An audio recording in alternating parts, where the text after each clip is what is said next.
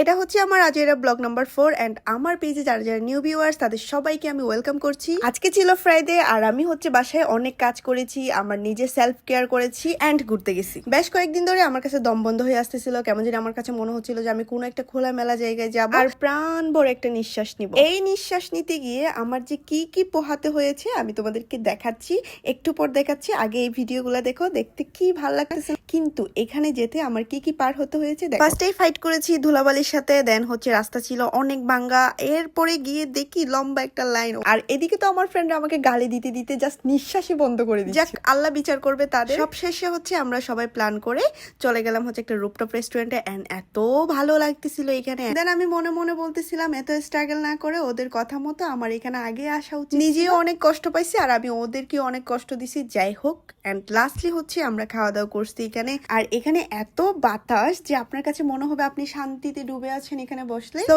এই ছিল আমার আজকের ফ্রাইডে এন্ড সবাইকে আল্লাহ হাফেজ কাট।